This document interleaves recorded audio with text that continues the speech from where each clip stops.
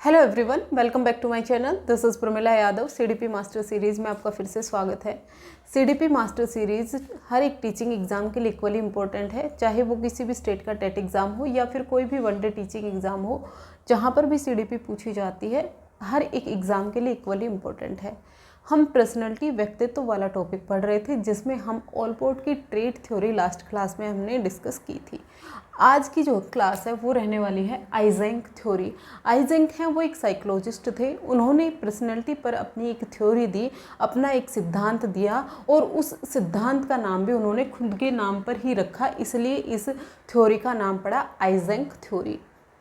Eysenck मानते हैं कि जो पर्सनैलिटी है, जो व्यक्तित्व है, वो इस बात पर डिपेंड करता है कि कोई भी मनुष्य है वो किसी भी एक कंडीशन में, जब रियल लाइफ में उसके सामने कोई सिचुएशन आएंगी, कोई समस्या आएगी, तो उस सिचुएशन में वो किस तरह से रिएक्ट करेगा, यही उसके व्यक्तित्व को, यही उसकी पर्सनैलिटी को डिटरमाइन करता है। आइजेंक हैं वो मानते हैं कि कोई भी मनुष्य है, उसकी जो पर्सनैलिटी है, उसका जो व्यक्तित्व है, वो सबसे ज़्यादा प्रभावित होता है हेरिडिटी से, यानी आनुवांशिकता से।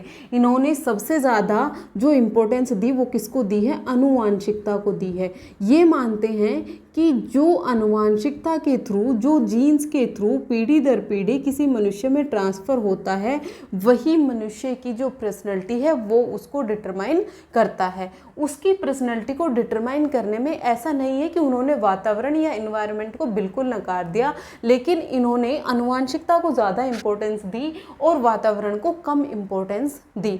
तो अगर आपसे कोई पूछ ले इन्होंने सबसे ज़्यादा इम्पोर्टेंस किसको दी है? आनुवांशिकता को दी है, लेकिन इन्होंने वातावरण को भी इम्पोर्टेंट माना है।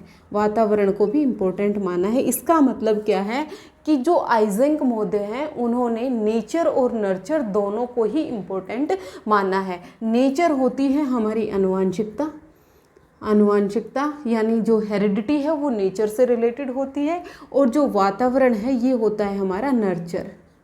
नर्चर जो हमारा इन्वायरमेंट है, जहाँ पर हमारा लालन पालन हो रहा है, वो क्या होगा? नर्चर होगा। और नेचर, जैसा जन्म से हम जिस तरह के हैं, वो क्या है? हमारी हेरिडिटी है, वो हमारी आनुवांशिकता है।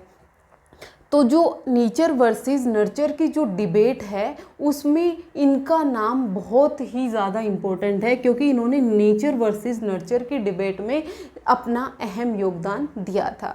तो ये क्या कहते हैं कि नेचर और नर्चर हैं वो दोनों इम्पोर्टेंट हैं, लेकिन वो दोनों इक्वली इम्पोर्टेंट नहीं है। इन्होंने ज़्यादा एम्फेसिस किसको किया है? आनुवांशिकता को किया है, हेरिडिटी को किया है। आइजेंक मानते हैं कि हर एक मनुष्य है, हर एक इंडिविजुअल है, उसमें अपनी ट्रेट्स पाई जाती हैं, उसमें अपने सील गुण पाए जाते हैं। ट्रेट्स का मतलब अपने सील गुण पाए जाते हैं, और वो जो सील गुण हैं वो किसी भी व्यक्ति के व्यक्तित्व को या पर्सनैलिटी को डिटरमाइन करते हैं। अब ये जो ट्रेट्स हैं, ये हमने लास्ट क्लास में भी सीखा था कि जो ट्रेट्स हैं वो क्या होती हैं? ट्रेट्स कॉन्स्टेंट होती हैं, ये टाइम के साथ चेंज नहीं होती हैं, ये स्टेबल होती हैं, और ये किसी भी मनुष्य के व्यवहार में रिफ्लेक्ट होती हैं, किसी के भी व्यवहार में हमें प्रत्यक्ष रूप से दिखाई देती हैं। उन लक्षणों को हम ट्रेट्स बोलते हैं, उन लक्षणों को हम सील गुण बोलते हैं।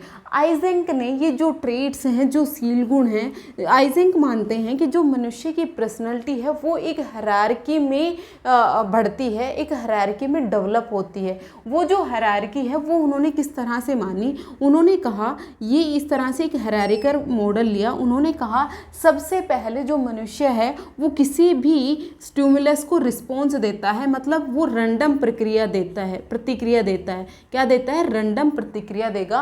पहले वो रिस्पॉन्स देगा। जब वो रिस्पॉन्स देगा तो उसमें हैबिट की फॉर्मेशन हो जाएगी। उसमें क्या हो जाएगी? हैबिट्स की फॉर्मेशन हो जाएगी।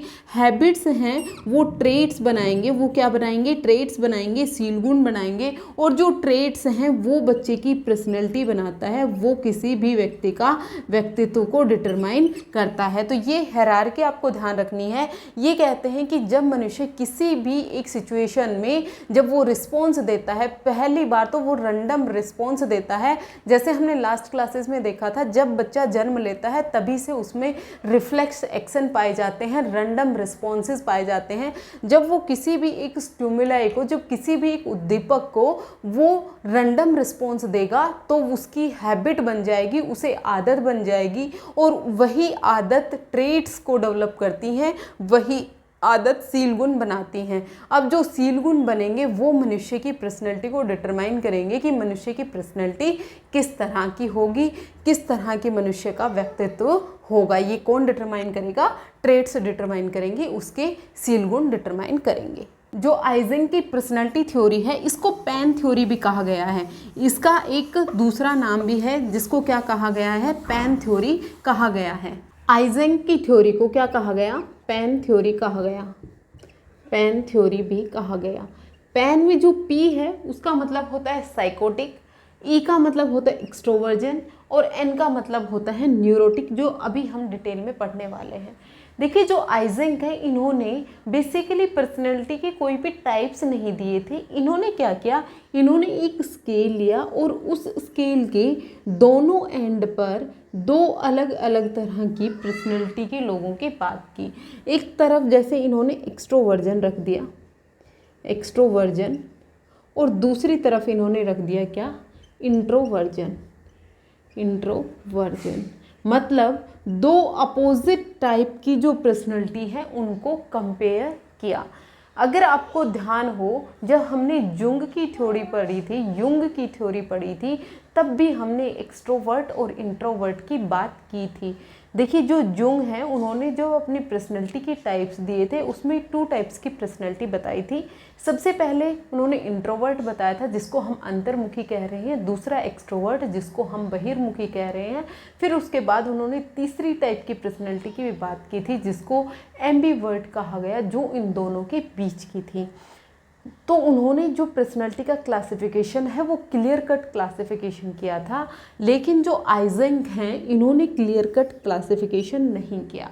दूसरा इनके बीच में डिफरेंस क्या है? जो युंग की थ्योरी थी, युंग ने कहा था जो बच्चे की जो साइकिक एनर्जी होती है, जो इंटरनल एनर्जी होती है मनुष्य में, जब एनर्जी आती है तो वो कहाँ से आती है, उस पर जो साइकिक एनर्जी है उसके बेस पर उन्होंने एक्सट्रोवर्ट और इंट्रोवर्ट के रूप में क्लासिफाई किया था।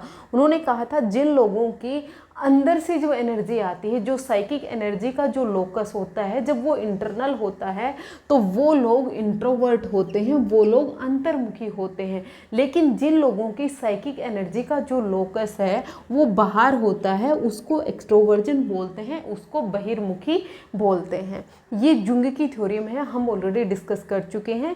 ये मैंने इसलिए बताया ताकि आपको कन्फ्यूजन ना हो। जो आइजेंक हैं ये किसी साइकिक एनर्जी या फिर कोई भी एक एनर्जी को इम्पोर्टेंस नहीं देते हैं। ये कहते हैं इनका जो इंट्रोवर्जन एक्सट्रोवर्जन का जो बेस था, कॉर्टिकल अराउजल और जो ब्रेन लेवल की जो एक्टिविटी है उसके बेस पर इन्होंने कहा था इंट्रोवर्जन और एक्सट्रोवर्जन। जो हमारे ब्रेन में जो एक्टिविटी चल रही है उसमें किस तरह का अराउजल आता है, उसमें किस तरह की उत्तेजना आती है, वही एक्सट्रोवर्जन और इंट्रोवर्ट्स को वो कैटेगराइज करते हैं। अब हम 1 बाय 1 इनका देखते हैं। सबसे पहले हम एक्सट्रोवर्जन और इंट्रोवर्जन ही देखते हैं। ये तो हमें समझ में आ गया, एक एंड पर एक्सट्रोवर्जन है, एक एंड पर इंट्रोवर्जन है। जो लोग एक्सट्रीम में इंट्रोवर्ट होंगे वो कहाँ चले जाएंगे? इंट्रोवर्जन में चले जाएंगे। और जो लोग एक्सट्रीम में एक्सट्रोवर्ट होंगे वो कहाँ चले जाएंगे? एक्सट्रोवर्जन में चले जाएंगे। एक्सट्रोवर्जन को हम क्या बोलते हैं? बहिर्मुखी बोलते हैं। और इंट्रोवर्ट को हम क्या बोलते हैं? अंतर्मुखी बोलते हैं। अंतर्मुखी बोलते हैं। अब जो ये बहिर्मुखी लोग होते हैं, जो एक्सट्रोवर्जन लोग होते हैं, ये किस तरह की कैटेगरी, इनमें किस तरह की कैरेक्टरिस्टिक पाई जाती हैं। ये लोग सोशल होते हैं, इन लोगों को बाहर घूमना फिरना पसंद होता है। ये लोग कैसे होते हैं, सामाजिक होते हैं। इन लोगों की जो ब्रेन की एक्टिविटी है वो बहुत कम होती है, जो ब्रेन में अराउजल आता है वो बहुत कम आता है, और उस अराउजल को बढ़ाने के लिए इनको सोसाइटी की ज़रूरत पड़ती है, उनको अपने आसपास के लोगों की ज़रूरत पड़ती है। ब्रेन की जो एक्टिविटी है जिसको हम कॉर्टिकल अराउजल कह रहे हैं, उसको बढ़ाने के लिए जिन लोगों को बाहरी लोगों की ज़रूरत पड़ती है, समाज की ज़रूरत पड़ती है, बाहर लोगों के साथ इंटरेक्ट करने की ज़रूरत पड़ती है, वो लोग किस कैटेगरी में आएंगे, एक्सट्रोवर्जन में आएंगे। ये लोग सोशल होते हैं, इनको बाहर घूमना फिरना पसंद होता है। ये लोग बहुत जल्दी भाईचारा कर लेते हैं, ये बहुत जल्दी दोस्ती कर लेते हैं। ये लोग बहुत ज़्यादा टॉक एक्टिव भी होते हैं, मतलब ये लोग बहुत ज़्यादा क्या होते हैं, बातूनी होते हैं, बहुत ज़्यादा बातें करते हैं, बहुत जल्दी ये लोगों में घुल मिल जाते हैं। इसके अपोजिट जो इंट्रोवर्जन है, जो अंतर्मुखी लोग हैं, ये लोग अपने अंदर ही खोए रहते हैं। इनका जो ब्रेन की लेवल की, इनमें जो ब्रेन की एक्टिविटी है, जो कॉर्टिकल अराउजल है, उसको किसी बाहरी उत्तेजना की ज़रूरत नहीं पड़ती, किसी बाहरी उद्दीपक की ज़रूरत नहीं पड़ती, क्योंकि इनकी जो ब्रेन की जो एक्टिविटी है वो ऑलरेडी मैक्सिमम होती है, तो इनको किसी भी उद्दीपक की, किसी भी स्टिमुलस की ज़रूरत नहीं पड़ती है। ये लोग अंतर्मुखी होते हैं, ये लोग खुद में ही खोए रहते हैं। इन लोगों को ज़्यादा बाहर घूमना फिरना पसंद नहीं होता, ये बहुत ज़्यादा सोशल नहीं होते, इनके कुछ गिने चुने दोस्त होते हैं, ये उन्हीं में रहना पसंद करते हैं। ये टॉक एक्टिव भी नहीं होते, ज़्यादा बातचीत भी नहीं करते, ये ऑलरेडी ही ओवर अराउज्ड होते हैं, ये ऑलरेडी ही बहुत ज़्यादा उत्तेजित होते हैं, तो इनको किसी भी तरह के स्टिमुलस या अराउजल की ज़रूरत नहीं पड़ती है। तो इन्होंने मेनली स्टिमुलस अराउजल की बात की है। जिन लोगों को स्टिमुलस की ज़रूरत पड़ेगी तब उनकी जो ब्रेन एक्टिविटी है वो इंक्रीज होंगी, वो लोग कौन से होंगे, एक्सट्रोवर्ट होंगे। उन लोगों की जो पर्सनैलिटी है वो एक्सट्रोवर्जन पाई जाएगी। और जिन लोगों की जो अराउजल और स्टिमुलस की ज़रूरत नहीं है, क्योंकि ये ऑलरेडी ओवर स्टिमुलेटेड होते हैं, इसलिए इनकी जो पर्सनैलिटी है वो अंतर्मुखी होती है, वो इंट्रोवर्जन होती है। ये बेसिकली हम जानते हैं कि कोई भी मनुष्य ना तो 100% एक्सट्रोवर्ट होता है और ना ही 100% इंट्रोवर्ट होता है। हर एक मनुष्य में कुछ पार्ट एक्सट्रोवर्ट का पाया जाता है, कुछ पार्ट इंट्रोवर्ट का पाया जाता है। जिन लोगों में एक्सट्रोवर्ट की क्वालिटी ज़्यादा पाई जाएगी उसकी पर्सनैलिटी को हम एक्सट्रोवर्जन कह देते हैं, और जिनमें इंट्रोवर्ट्स की क्वालिटी ज़्यादा पाई जाएंगी उनको हम क्या कह देते हैं, इंट्रोवर्ट्स कह देते हैं। होपफुली आपको ये क्लियर हो गया होगा। तो अब हम नेक्स्ट स्केल की बात करते हैं। जो नेक्स्ट स्केल इन्होंने दिया था वो कौन सा था, न्यूरोटिसिज्म और इमोशनल स्टेबिलिटी। न्यूरोटिसिज्म और इमोशनल स्टेबिलिटी।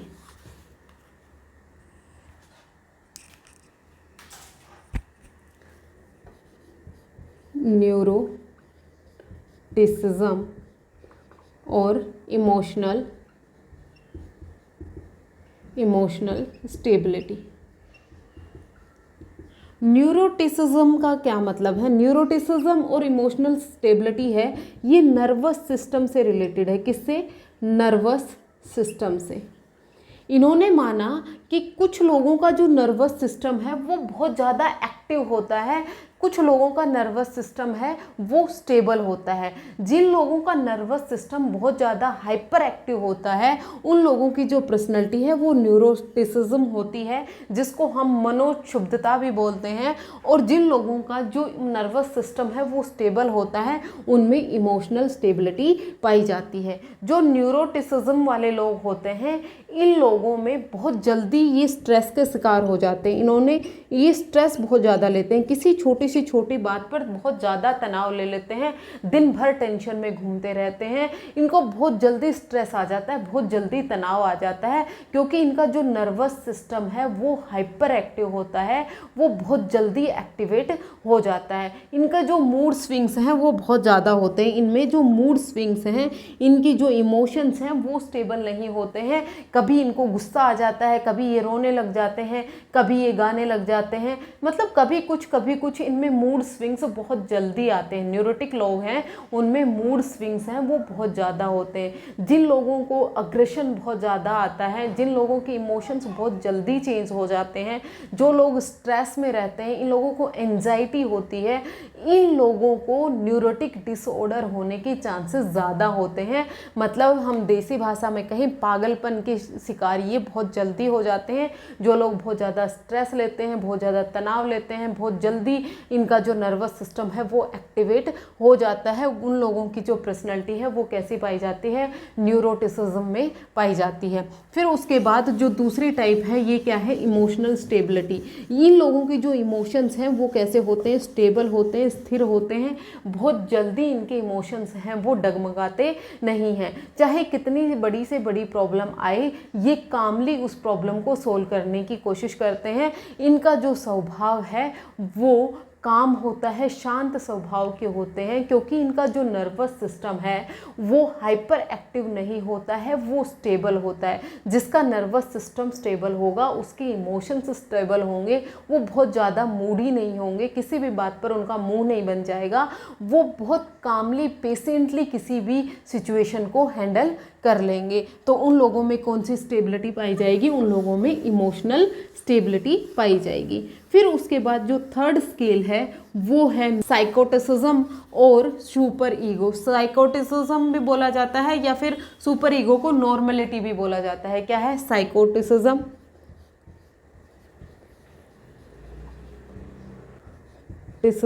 साइकोटिसिज्म एंड दूसरा माना गया है नॉर्मलिटी। नॉर्मलिटी को कई बार सुपर ईगो भी कहा गया है, सुपर ईगो भी कहा गया है। जो साइकोटिसिज्म होता है ये हम कहते हैं ना कि वो तो साइको है। साइको का मतलब क्या है, ये लोगों का, इन लोगों का जो बिहेवियर है वो बहुत ज़्यादा इररिस्पॉन्सिव होता है, मतलब इररिलेवेंट बिहेवियर कर रहे होते हैं। जितने भी क्रिमिनल एक्टिविटी में लोग इंगेज होते हैं उनकी पर्सनैलिटी कैसी पाई जाती है, साइकोटिक पर्सनैलिटी के लोग पाए जाते हैं। जो भी चोर, बदमाश, डाकू हैं, इन लोगों की पर्सनैलिटी है वो कौन सी पाई जाएगी, साइकोटिक पाई जाएगी। इन लोगों में जो एम्पैथी है उसकी कमी पाई जाती है। कैसी पाई जाती है, एम्पैथी की कमी पाई जाती है। ये दूसरे के शू में खुद को रखकर उसके दर्द को समझने की कोशिश नहीं करते हैं। इनको दूसरों के दुख दर्द से कोई मतलब नहीं होता है, ये क्रिमिनल एक्टिविटीज़ में इंगेज होते हैं। एम्पैथी का मतलब होता है कि दूसरे की जगह खुद को रखकर उसके दुख को फील करना, यही एम्पैथी होती है। और जो सिंपैथी है वो होती है किसी दूसरे के दुख पर अपना दुख जाहिर करना, वो सिंपैथी होती है। एम्पैथी को ऑलवेज सिंपैथी से बेटर माना गया है। सहानुभूति से ज़्यादा इंपॉर्टेंट प्रानुभूति को माना गया है। जो साइकोटिक लोग होते हैं इनमें एम्पैथी नहीं होती है, इनमें प्रानुभूति नहीं होती है। जो साइकोटिसिज्म है इसको बायोलॉजिकल फैक्टर माना गया है। बायोलॉजिकल फैक्टर का मतलब जो इसको जैविक कारक माना गया है, ये इनहेरिटेड होता है। कैसा होता है, इनहेरिटेड होता है। ये माता पिता के जीन्स के थ्रू भी ट्रांसफ़र होता है। जो मेनली जो मेल्स हैं, क्योंकि आइजेंक हैं, उन्होंने लगभग 400 मेल्स पर ही अपने एक्सपेरिमेंट किए थे। इन्होंने कहा था कि जो 400 मेल इन्होंने लिए, जिन लोगों में टेस्टास्टोरिन नाम का जो हार्मोन है वो ज़्यादा रिलीज होता है, उन्हीं लोगों में साइकोटिक पर्सनैलिटी पाई जाती है। इन्होंने एक हार्मोन को रिस्पॉन्सिबल माना, उस हार्मोन का क्या नाम है, टेस्टास्टेरोन, जो मैन बॉडी में रिलीज होता है। तो इन्होंने कहा जो लोग साइकोटिक पर्सनैलिटी के होते हैं वो किसके कारण होते हैं, बायोलॉजिकल होता है। जो उनकी बॉडी में हार्मोन्स रिलीज हो रहे हैं, इसकी बॉडी में टेस्टोस्टेरोन नाम का हार्मोन ज़्यादा रिलीज होगा, उनकी जो पर्सनैलिटी है वो कैसी हो जाएगी, साइकोटिसिज्म हो जाएगी, साइकोटिक पर्सनैलिटी उनकी हो जाएगी। फिर दूसरा आता है नॉर्मलिटी, जिसको हम सुपर ईगो भी बोलते हैं।